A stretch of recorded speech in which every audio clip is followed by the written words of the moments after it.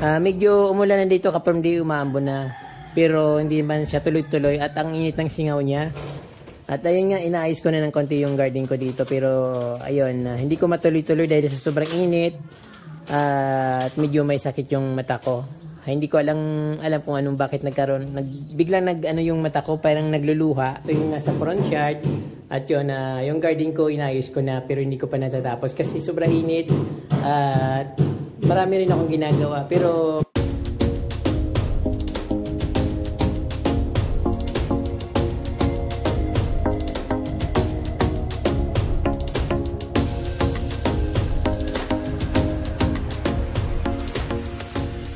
magandang araw sa inyo mga ka-Promdi at welcome back sa Certified Promdi channel. Ngayon po, syempre nandito na ako sa aking bahay at na-install na yung mga bintana ko at syempre masaya ako dahil nabawasan na yung problema ko. Isa sa mga naka-stay sa akin yung bintana kaya medyo pakiramdam ko parang nabawasan ng isang tornilyo, ganun ba yun? Parang masaya nabawasan ng problema. So ayun, ngayon ka-Promdi ipapakita ko sa inyo yung mga ginawang salamin dito. At syempre masaya ako kasi nga ayun, pinto na lang ang inaantay ko. So as usual mga ka-Promdi, dito sa loob walang improvement. Kasi nga dahil sa mga hindi inaasahang pangyayari, ganun pa rin siya. So ayun, ipapakita ko sa inyo.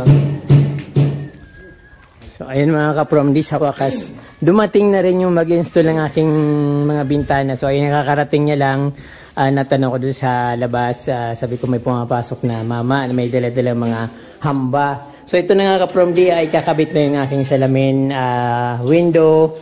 Sana matapos lahat at syempre, ayun, ito na lang namang hinihintay ko sa kayong pintuan. So, ayan, excited talaga ako ka-Promdi kasi siguro mga 2 linggo ko itong hinintay para may kabit. So, nag-deposit na ako para dito sa bintana. So, ayun mga ka-Promdi, kakabit na yung bintana. Para nagmamadali si sir. Ayun. Baka po yung mas dakula, di ba mas dakula duman sa ano? Baba. Baba. Ayun po.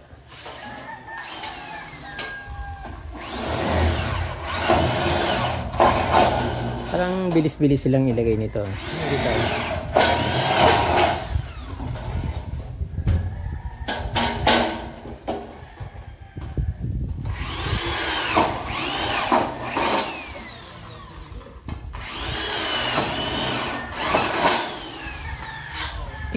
Ikasa na lang po nagkikibukan.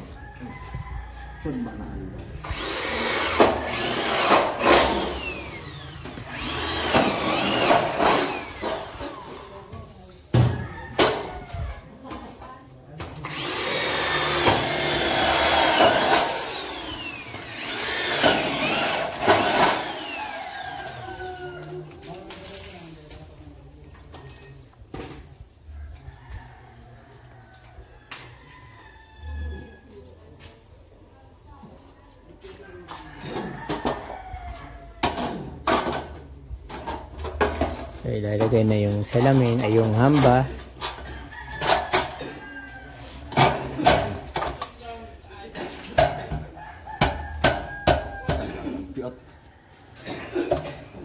Dahil po pantay. Kailangan pukpukon. Hindi pala pantay-pantay yung mga mga ng bintana. Dapat talaga ginagawa ng tulo. Yung tama yung pagkasukat talaga para pag may lalagay kagad.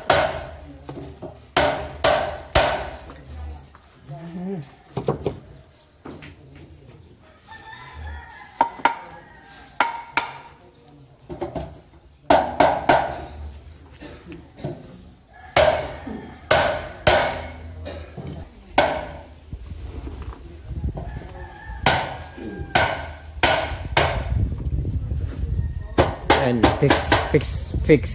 fix na yung bintana. So yun tapos siguro ayun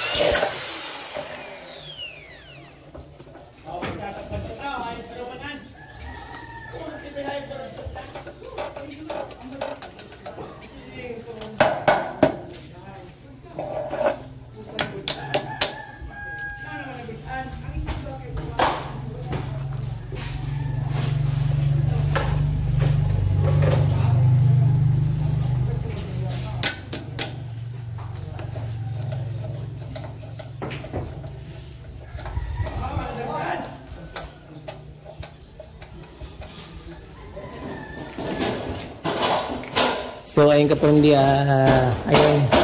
Nalalagyan ng ano dito, mga hambatan para sa jealousy na bintana. Parang ano yata, alangan yung mga size ng ano, kailangan pupukin siya para mag ano. Kailangan baka magkayupi-yupi yung mga hamba.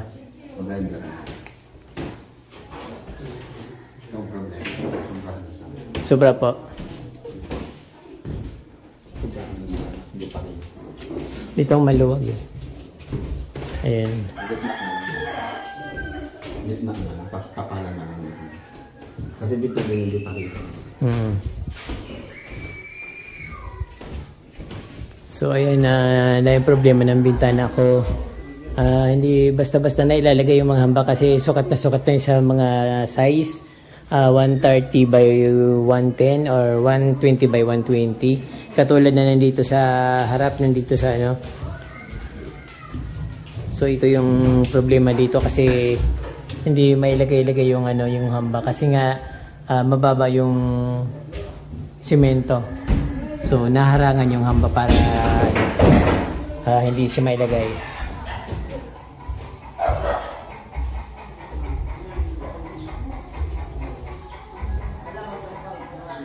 Nakaka-excite ka from D. Wala pa siyang mga dalang mga glasses. At ayun na lang. Inuuna raw pala itong mga ganito. So ayun. I think naman na susunod niya napaka ano, after ilagay ito. So isusunod niya na yung glass.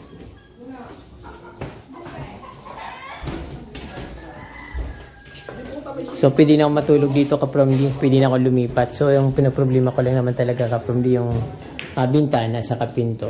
So dito naman wala nang problema sa akin yung ano, walang harang. Pero syempre delikado itong ganito kapag walang harang. Minsan bagong gising ako, magkamali ako dito, hulog ako dito sa baba.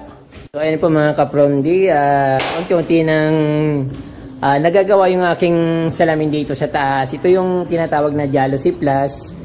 Medyo mas mahal ito kaysa ordinary na Jealousy.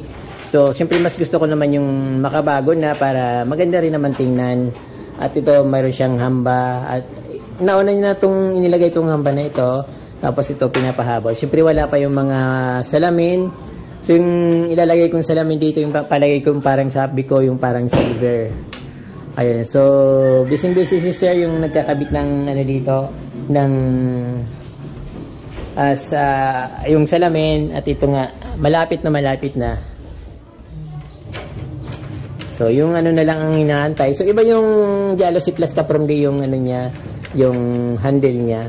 Kasi ito ganito. Then yung ano, yung sinaunang Jealousy, yung ano ba, parang kwadrado na ginaganon. Ito may hawakan siyang ganon. So ayun, saka ito ka-from-D parang di ko alam kung anong ginagawa dito. Parang plastic. Mas fixable yata yung ganitong ano, style. Pero mas maganda raw tingnan yung ganitong bintana compared doon sa Jealousy Plus or Jealousy na ordinary. Maganda naman talaga siya ka-from-D kasi nga mayroon ganito. So class tingnan. So ang ganda ng garden ko sa baba. Medyo umulan na dito ka-from-D, umaambon na. Pero hindi man siya tuloy-tuloy at ang init ng singaw niya. At ayun nga, inaayos ko na ng konti yung garden ko dito. Pero ayun, hindi ko matuloy-tuloy dahil sa sobrang init. At medyo may sakit yung mata ko. Hindi ko alam kung anong bakit nagkaroon. Biglang yung mata ko parang nagluluha na nagmumuta. Parang pang 3 days na ngayon. So hindi ko maayos yung garden ko dahil sa mata ko. So, hindi ko pa masyadong yung ka-from-D, ayusin ko pa siya kasi nga punong-puno ng halaman. Gusto ko yung maliwalas. Pag hiwa-hiwalayin ko yung mga halaman, siyempre magdadagdag ulit ako dun sa bandang dulo dun para mas maganda yung tingnan at medyo maluwag. Kasi dati dito ka-from-D dyan sa baba, malaki yung dito space, yung pinapakita ko palagi na puro white stones, pero ngayon medyo umunti, pero inino ko pa rin siya, niluwagan ko ng konti at inusog ko dito banda sa medyo palayo para meron ulit ng space dito sa sa baba.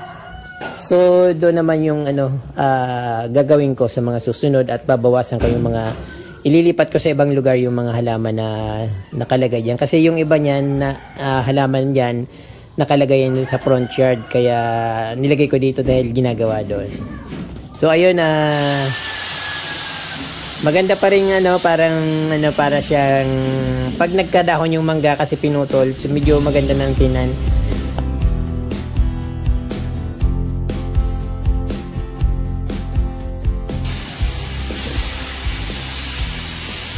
So doon naman kaparundi, inaayos ni sir na gumagawa ng bintana. Ayan na hindi may ilagay yung hamba kasi nga masikip. So ngayon bumalik siya, yun ang ginagawa niya.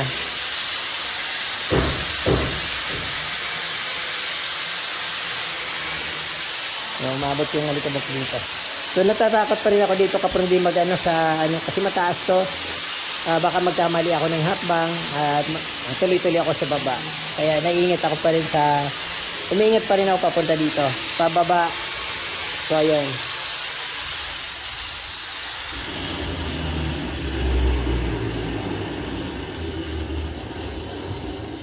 Nung unang punta ni sir dito, hindi niya maikabit yung dyan, hamba. So, ngayon, ewan ko lang kung kasya na. Sa taas yata yung problema.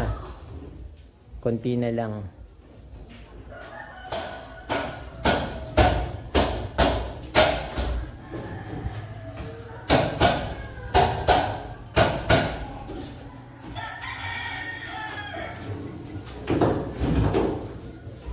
Pupukpukin na lang po.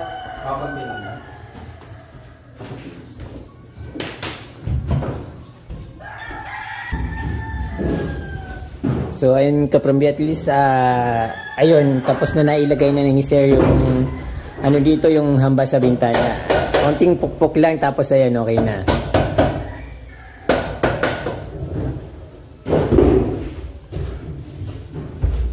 So ayun, okay na siya. At salamin na lang kulang kasi ayun, meron ng mga butas yung mga ayun, ilalagay na lang ng tornilyo. Tapos yung panlagay dito yon, hindi ko alam mong tawag diyan, pero yun, yung nilagyan mismo ng salamin. Katakot naman dito.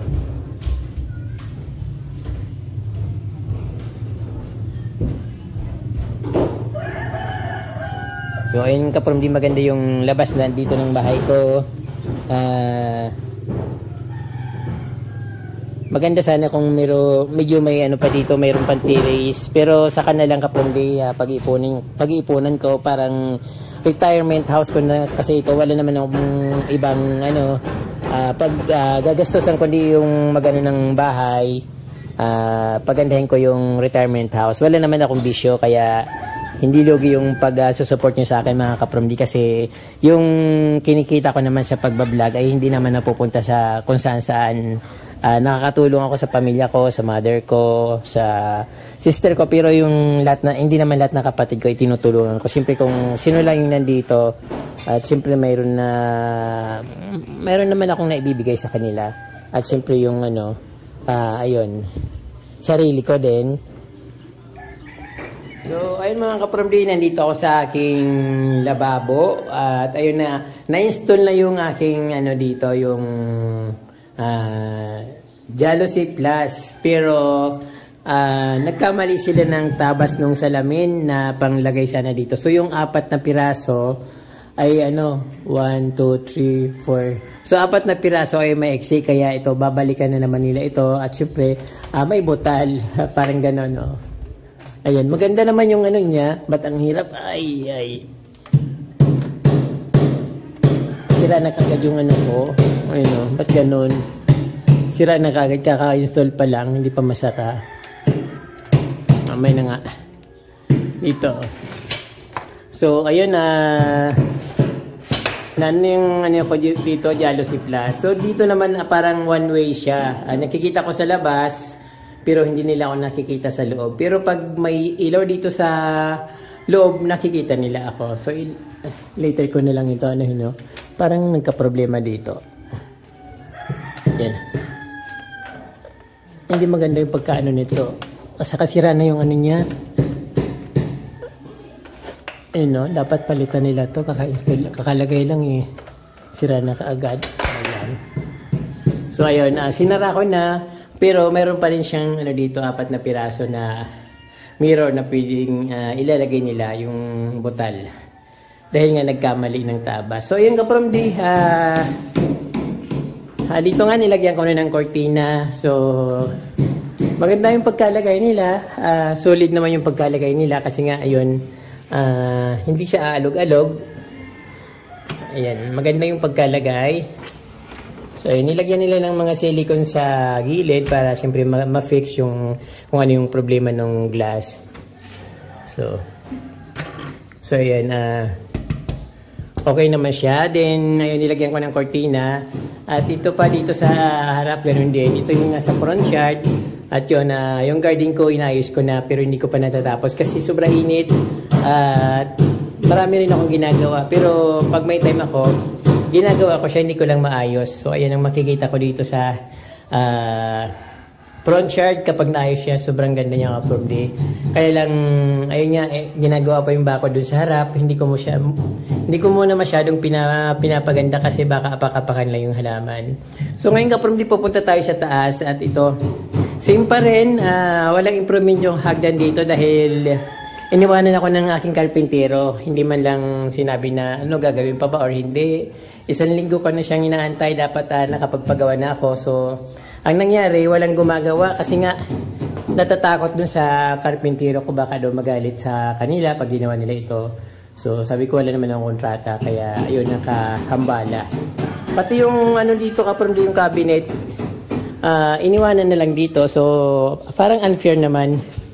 Naging mabait ako sa kanya, maayos yung papasuldo ko sa kanya, on time nga ang pagpapasuldo ko, pero ito yung ginawa niya.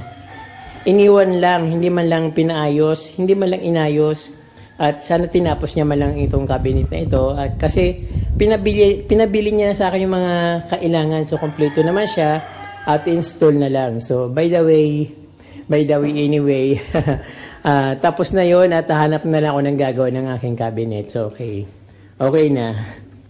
Then, ito, yung jealousy dito sa taas. Jealousy plus, katulad nung nasa, ko sa baba, bintana na jealousy. So, ano naman ito? The same, one way din yung salamin na ito, nakikita sa labas, sa loob hindi nakikita. Ayun. Mahangin dito sa taas at ang sarap ng hangin pag pag nagtatambay. Kahit ganito, napakainit ng panahon, hindi ko masyadong ramdam yung init dito kasi nga lakas yung hangin galing sa labas tapos lumalabas din yung init dun sa butas diyan sa taas ng bubong. So ito another jealousy dito sa pinagawa kong kwarto. Then, ang loob pala ito kapag hindi naman siya kwarto, pero parang kwarto na rin. Then, dito na nga ako natulog kagabi kapag yung higaan ko na kawayan, nilagay ko na dito kasi nainip ako masyado. Sabi ko, uwi na ako dito. Total, hindi rin naman ginagawa yung bahay ko kahit may pang pagawa naman ako. So, ayun. Be thankful nga dapat sana kasi ang hirap kayo maghanap ng trabaho. Kung ako nga, nagbablog ako, nahirapan akong kumita. Tapos yung trabaho yung lalapit sa'yo. Tapos hindi aayusin. So ayun, ayun. Pero may binabalak na ako dito kapag hindi ko anong gagawin ko. Dahil wala akong pangkinis ng kahoy. Yung karpintero ko walang pangkinis ng kahoy. Yung mayroon pangkinis, ayun niya, inabandon na kami dito. Hindi na bumalik at hindi niya na raw ito gagawin. So may pinapagawa naman ako kaya lang natatakot nga siya dahil baka raw magalit sa kanya yung gumagawa. Kaya lang inabandon niya na ano pa bang gagawin ko kundi kukuha ko ng ibang manggagawa. So yun. Then ito kapag yung pinagawa ko yung dito. Ano na rin, salamin, tapos na rin siya. Nasa taas ito yung pinakataas na bintana dito sa front yard. Sa harap ng bahay. So, ayan yung nakikita dito, yung ongoing paggawa ng aking gate. Yung bayaw ko yung gumagawa dito. So, siya talagang kausap ko sa gagawa ng bahay ko. Kaya lang sabi ko, pumili siya ng sinong gusto niyang kasama. Yun, siyempre pinili niya yung kakilala namin dito dahil malapit lang, medyo close. Kaya lang yun yung ginawa, inabando na kami dito. So yung ano naman kaprom, di maayos naman yung ano, yung pagkagawa ng bintana.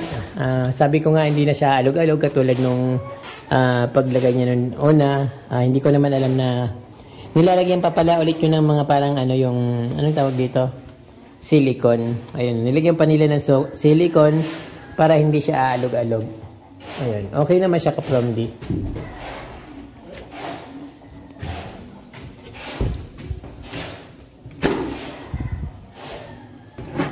Ayun, easy to lock naman siya. So, ayun nga kapag itong biggest problem ko ngayon. So, pero mayroon na nga akong naisip na solution na hindi na kailangan yung mga magagaling na karpentero. Basic na lang siya pero maganda. So, watch out na lang kapag kung anong gagawin ko dito. Kaya lang, medyo siguro 1 week to go pa siya bago magawa. So, ito naman yung higaan ko kapag as usual naman walang nababago. At ayun pa rin.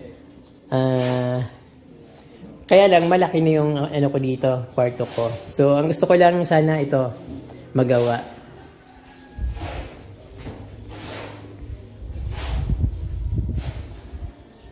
So ayun po mga kaprom, di nakita niyo po yung improvement ng aking bahay.